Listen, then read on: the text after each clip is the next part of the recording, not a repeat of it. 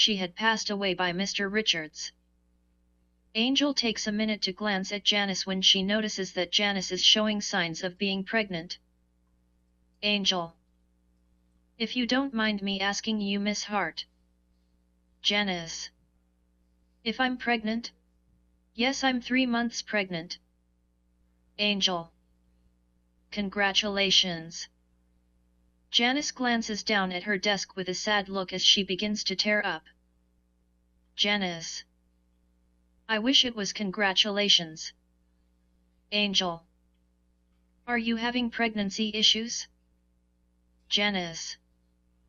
I was doing just fine until today. Angel. Do you require medical attention? Janice. I have something important to tell you, detective, but nobody else can find out. Angel. I'm listening. Janice. Mr. Richards and I were having an affair. Angel's face suddenly goes into a stunned-looking expression as she glances at Janice. Angel. Well, now this changes things in our investigation. Janice. I didn't shoot Mr. Richards if that's what you think. Angel. You do realize that I am going to have to advise my team? Janice. Yes, but please do not tell any of the staff because they'll fucking hate me for this. Angel. Does Mr. Richards have any kids? Janice. Fuck me. I forgot about Patricia and Philip. Angel. Do Patricia and Philip know that their father has been shot? Janice. I don't know if anyone has been in touch with them.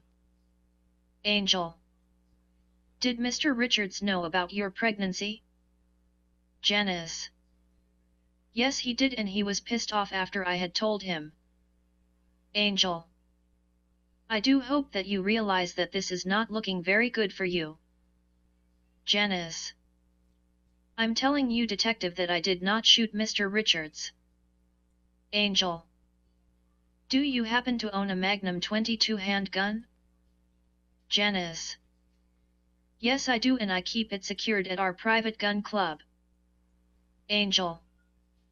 We're going to run tests on your gun. Janice. I'm so sorry for getting pregnant, detective. Angel. You know the old saying, Mrs. Hart, to never fuck with the company ink supply. Janice. Are we almost done here, detective, because I need to go take a piss? Angel. Yes, we're done here. Please return here when you're done taking a piss. Angel and Janice leave the office. Office of Jack Trails.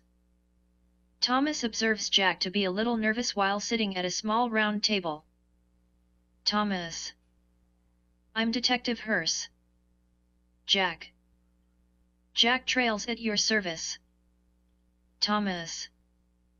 Are you all right, Mr. Trails? You appear to look a little nervous right now. Jack. I guess I'm still a bit shocked about someone just coming in and shooting my boss man. Thomas. What is your position here, Mr. Trails? Jack. I'm the manager of operations. Thomas. How long have you been the manager of operations? Jack. Going on 10 years now. I managed the Canadian side of the company. Thomas. I understand that Mr. Richards owns a shitload of property. Jack. We own a shitload of property in the United States and Canada. Thomas. You know anyone offhand who would want to do harm to Mr. Richards? Jack. Nobody comes to my mind at this time. Thomas. What was your relationship like with Mr. Richards? Jack. We had a lot of disagreements with the way he wanted to operate the company across the border. Thomas. Do you happen to own a Magnum 22 handgun? Jack. Yes, I do, but I keep it secured at our private gun club. Thomas. We're going to need your handgun for testing purposes. Jack. I can have that arranged as soon as possible. Thomas. Is Mr. Richards married? Jack. His wife Mrs. Victoria Richards had passed away from cancer some time ago. Thomas. Does he have any children? Jack. Yes, Patricia and Philip, who will lose their fucking shit when they find out about this. Thomas. I'm going to assume that nobody has contacted them yet because they would have been here. Jack. Patricia will be really upset, but I don't know about Philip. Thomas. Is there something that you would like to share with me, Mr. Trails? Jack. Philip and his father never got along that well. Thomas. Any idea why? Jack. Mr. Richards found out that his son was part of the gay society. Thomas. Did you ever physically see them argue about this issue? Jack. All of us were at Mr. Richards' staff function last week, and the both of them almost got into a physical confrontation where the family limo driver had to step in. Thomas. Do you have a contact number for this family limo driver? Jack. Tracy will be able to give you for the family's maid, butler, and the limo driver. Thomas. Where did Mr. Richards reside? Jack. They own a big-ass fucking 7-bedroom house in Richmond Hill. Thomas. Do you know if the maid, butler, and limo driver live at the house? Jack. Every one of them have their own live-in quarters. Thomas. Is there anyone else we should know about? Jack. Come to think of it, Mr. Richards was seeing a fucked up chick named Veronica Violet. Thomas. Would anyone know how we could reach this Allison Paxton? Jack. You would have to ask his kids for her contact information. Thomas. Well, I guess this wraps up our question session. Just sit tight until further notice. Mark runs into Sheila out in the hallway and they begin to have a conversation in a low voice. Sheila. Do you guys have a possible suspect yet? Mark. I won't know until I speak to the rest of the team. Sheila. Did you manage to get our mystery lady and the casket to the funeral home before coming here? Mark. Mark and I decided to just come here first. Sheila. What did you do with the fucking hearse? Mark. It's parked out in front of the building. Their conversation is interrupted when they run into Angel and continue talking in a low voice. Angel. I just had me the most fucking bizarre interview with Janice. Mark. My interview sort of came up empty with Robert. Angel. Has anyone seen Thomas? Sheila. I think I saw Thomas walking to the washroom.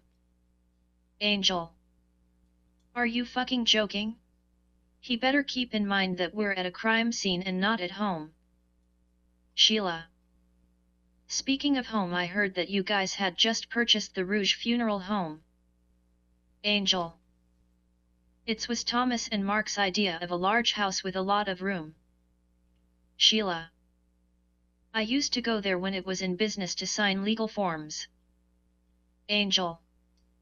How was the Rouge family to deal with? Sheila. The whole fucking family was very strange if you ask me. Mark. I still think it's pretty odd that all 5 family members disappear out of sight. Sheila. As far as I know, not one of them have made their way onto one of my examination tables. Angel. Maybe someone buried their asses somewhere. Mark. That would be good for us because we would not have to worry about any of them visiting us. Sheila. Now that would be very fucking interesting. Angel glances down the hallway to observe Thomas walking towards her with a smile as they talk in a low voice. Thomas. Did I miss anything exciting? Sheila. I'm going to put a call into my office for my removal crew. Mark. Did you come up with any good information from Jack? Thomas. Nothing much to consider Jack a possible suspect. Mark.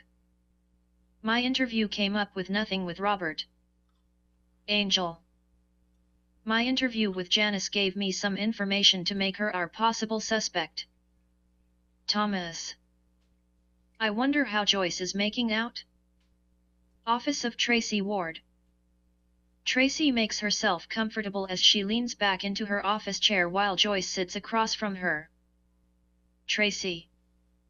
How long is this going to take, detective? I have an important lunch date in an hour. Joyce. This will take as long as we need to take, Miss Ward. Tracy.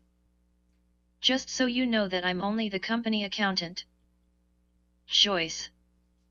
I wouldn't give a sweet ass shit if you were the fucking owner of the company.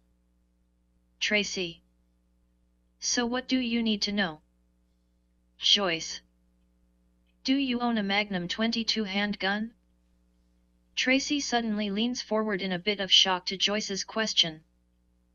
Tracy. What kind of a fucking question is that to ask me? Joyce. It's a question that you need to answer here or downtown, so take your pick, mouthpiece. Tracy. I own a Magnum 22 with a snub-nose muzzle, so what of it? Joyce. Do you have your handgun here with you today? Tracy. Do I look like a stupid bitch, detective? I keep it secured at our private gun club. Joyce. Good to hear, because I will be needing your handgun to run a test on it. Tracy. Are you guys checking everyone else's handgun? Joyce. You bet your sweet ass we are. Tracy.